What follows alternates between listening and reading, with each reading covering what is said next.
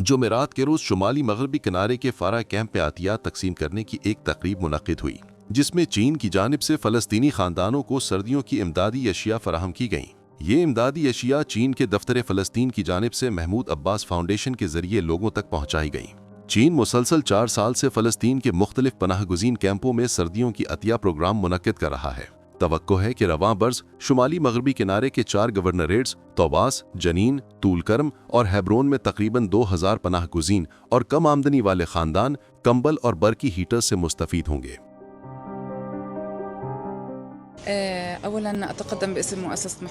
سب سے پہلے محمود عباس فاؤنڈیشن کو جانب سے میں عوامی جمہوریہ چین کے دفتر فلسطین کا دلی شکریہ ادا کرتی ہوں، جو فلسطین کو ہر ممکن تعاون فراہم کرتا ہے، خاص طور پر وہ تعاون جو ہمارے لوگوں کی ہمت اور ثابت قدمی کو مضبوط بناتا ہے۔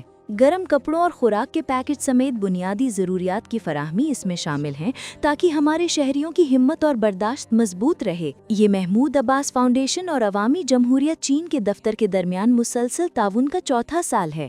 ہم اس تعاون اور شراکت داری پر بہت فخر کرتے ہیں اور اسے بے حد اہمیت دیتے ہیں۔